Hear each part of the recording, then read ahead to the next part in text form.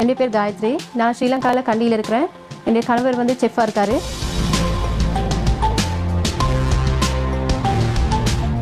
ரெண்டாயிரத்தி 18 தான் எங்களுக்கு திருமணமாகிச்சு. திருமணமாகி 3 வருஷம் நாங்கள் குழந்தை இல்லாமல் தான் இருந்தோம். குழந்தை இல்லாமல் நானும் ஹஸ்பண்டும் ரொம்ப கஷ்டப்பட்டோம். தனிமையில் தான் நான் அழுவேன். ஏன்னா என் மனசில் இருக்க வேதனை நான் உணர்ந்தனால நான் தனிமையில் தான் நிறையவே அழுதுருக்கேன். எந்த ஒரு ஃபங்க்ஷனுக்கு போகிறதுக்கு தயக்கமாக தான் இருக்கும். யாராவது கேட்டுருவாங்களோ அப்படின்னு சொல்லி ஒரு தயக்கம் இருக்கும். அதனால பெருசாக எங்கேயுமே நான் போகிறதில்ல. குழந்தை இல்லாதவங்களுக்கு என்ன பேர் சொல்லி கூப்பிடுவாங்கன்னு தெரியுமா அப்படின்னு சொல்லி நேரடியாகவே முகத்துக்கு நேராக கேட்டிருக்காங்க. எங்களுக்கு தெரியும் என்ன சொல்லுவாங்கன்னு. அவங்க அதை நேராக சொல்லாமல் சுற்றி வளைச்சி கேட்குற மாதிரி எங்கிட்ட கேட்குறாங்க என்ன சொல்லுவாங்கன்னு சொல்லி. அந்த நேரம் நாங்கள் என்ன பதில் சொல்கிறேன்னு தெரியாமல் நாங்கள் தனிமையில் அழுத நேரம் அநேக நேரங்கள் உண்டு. எனக்கு எந்த நேரமும் அந்த சிந்தையில் அதே தான் இருக்கும். என்னடா இப்படி எந்த பிரச்சனை, குழந்தை இல்லை எல்லாரும் இப்படி கேட்குறாங்களே, இப்படி பேசுகிறாங்களே, நேரடியாக முகத்துக்கு நேராக கேட்குறாங்களே, பதில் சொல்ல முடியாமல் நிற்கிறோமேனு ஒவ்வொரு நாளும் நான் அழுதுகிட்டே தான் இருப்பேன். குழந்தை இல்லாதனால இரவு எல்லாமே உட்காந்து அழுகிற, தனிமையில் உட்காந்து ரொம்பவே அழுகிறது தான் வேலை. இந்த நேரம் அழுகிறது கண்ணீர் ஓடிக்கிட்டே தான் இருக்கும். எனக்கும் என் கணவருக்கு வந்து அண்டர்ஸ்டாண்ட் வந்து திருமணம் ஆனதுக்கு போது நல்லா தெரிஞ்சு எங்களுக்கு குழந்தை ஒன்று இல்லைன்னு சொல்லி அந்த எப்போ அந்த ஆரம்பம் ஆச்சோ, எப்போ எங்களுக்குள்ள அந்த கேள்வி வந்துச்சோ, அன்னையிலேருந்துமே 2 பேருக்கும் இடையிலையுமே ஒரு சின்ன விரிசல் மாதிரி ஒன்று வந்துச்சு. ரொம்ப வீட்டில் நம்ம 2 பேருக்குள்ள தான் ரொம்ப பிரச்சனை வந்துச்சு. சரியாக பேச மாட்டாங்க.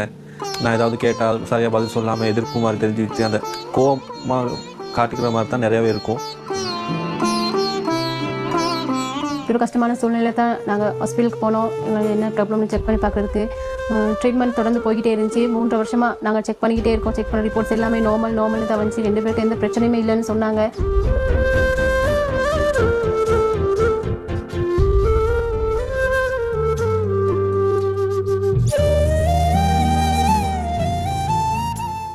இப்படி ஒரு கஷ்டமான சூழ்நிலை இருக்கும்போது தான் 2022 வருஷம் பிப்ரவரி மாதம் 6ஆம் தேதி என் மாமியார் இந்த அற்புத பெருவிழான ஒரு ப்ரோக்ராம் போகுது, அதை பார்க்க சொன்னாங்க. அப்போ தான் நான் அன்றைக்கி முத அந்த ப்ரோக்ராம் பார்த்தேன். நான் ரட்சிக்கப்பட்ட புதுசு. இதுக்கு முதல் அந்த ப்ரோக்ராம் எதுவுமே நான் பார்த்ததில்லை. அன்றைக்கி அவங்க சொன்ன நிமிஷமாக அன்றைக்கி சரி பார்ப்போம்னு சொல்லி நான் உட்காந்து பார்த்தேன். பார்க்கும்போது அந்த நிகழ்ச்சியில் சொன்ன ஒவ்வொரு சாட்சிகள் என்னுடைய இதயத்தை தொட்டது. அந்த சாட்சிகள் கேட்ட நிமித்தமாக அந்த தொடக்க முதல் முடிய வரையும் கண்ணீரோடு கூட தான் நான் கண்களை மூடி அந்த ஜெபத்தின் முன் டீமுக்கு நான் உட்காந்துருந்தேன். நான் ஜெபிச்சிட்டு இருக்க அந்த நேரத்தில் சகோதரர் மோகன் சி லாசரஸ் அவர் மூலமாக ஆண்டவர் என்னுடைய பேர் சொல்லி காயத்ரின்ற என்னுடைய பேர் சொல்லி அழைத்து என்னுடைய பிரச்சனைகள் அவர் மூலமாக சொன்னார். என்னுடைய பேர் சொல்லி அழைச்சதுக்கு அப்புறமா மனசுக்கு ஒரு நிம்மதி, ஒரு ஆறுதல், ஒரு சந்தோஷம் இருந்துச்சு. நான் முதல்ல அந்த ப்ரோக்ராம் பார்த்தேன். ஆனால் இந்த பத்திலே என்னதுன்னே தெரியாது பார்க்குறோம். ஆனால் ஆண்டவர் நேரத்தில் பேர் சொல்லி அழைச்சிருக்காரு. என்னுடைய குறைகளை அவர் அறிந்திருக்கிறாருன்னு ஒரு சந்தோஷம் மனதில் ஏற்பட்டுச்சு. அந்த அற்புத பெருவிழா முடிஞ்சு ஒரே மாதத்தில் நான் கன்சீவ் ஆனேன். அந்த சந்தோஷத்துக்கு வந்து ஈடே இல்லை. நான் மட்டும் இல்லை, என் குடும்பம், என்னுடைய குடும்பமும் சரி, என்னுடைய கணவர் குடும்பம் சரி, ஒரு எதிர்பார்த்துக்கிற ஒரு பெரிய ஒரு விஷயம். அது இவ்வளோ கல்விட்டு மனதில் வேதங்களை முழுமையாக அந்த இடத்துல நான் அது கன்சீவ் ஆகி தெரிஞ்ச நாளில் முழுமையாக அந்த நாளே நான் அழுதுகிட்டு தான் நான் இருந்தேன். நான் அவ்வளோ ஒரு வேதனை மனசில் இருந்துச்சு. அந்த வேதனை எல்லாம் அந்த ஜெபத்தின் நிமித்தமாக எனக்கு ஒரு பதில் கிடைச்சிதுன்னு சொல்லி அவ்வளோ ஒரு சந்தோஷம் என் மனசில் இருந்துச்சு. உண்மையாகவே 2022 ஆரம்பத்தில் தான் நாங்கள் அற்புத பெருவிழா ப்ரோக்ராம் நான் முதல்ல பார்த்தேன். அதே வருஷத்தில் டிசம்பரில் ஆண்டவர் ஒரு அழகான ஆண் குழந்தை எங்களுக்கு கொடுத்தாரு. ஒரே வருஷத்தில் எங்களுடைய வாழ்க்கையில் இந்த சூழ்நிலைகள் எல்லாவற்றையும் ஆண்டவர் மாற்றினார். இப்போ என் குழந்தைய பார்க்கும்போது ரொம்ப சந்தோஷமாக இருக்குது. பார்க்குறது, அவன் பேசுறது, அவன் செய்கிற ஒவ்வொரு சின்ன சுட்டித்தனமும் பார்க்குறதுக்கு ரொம்ப சந்தோஷமாக இருக்கும். அவன் பின்னாடி ஓடி முழு நாளும் அவன் பின்னாடி ஓடி என்னோட வாழ்க்கையில் இருக்க எல்லா கவலைகளுமே மறந்து போகுது. இப்போ என் குழந்தைய பார்க்கும்போது எனக்கு ஒரு பெரிய தடையை தாண்டி வந்துட்டோம். ஒரு போட்டியை ஒரு ஜெயிச்சு வந்து ஒரு அப்படி மாதிரி ஒரு சந்தோஷம் தான் எனக்கு இருக்குது.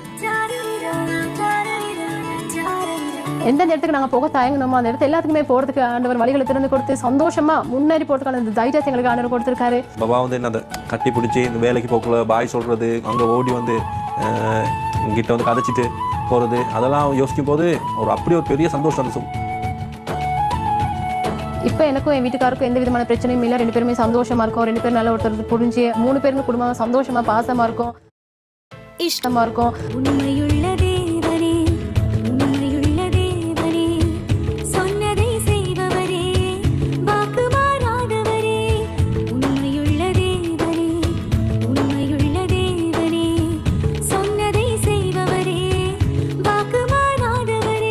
என்னை பேர் சொல்லி அழைச்சி என்னுடைய வாழ்க்கையில் எனக்கு ஒரு அழகான ஆண் குழந்தையை கொடுத்து வாழ்க்கை முழுமையாக மாற்றின ஆண்டவருக்கு நன்றி.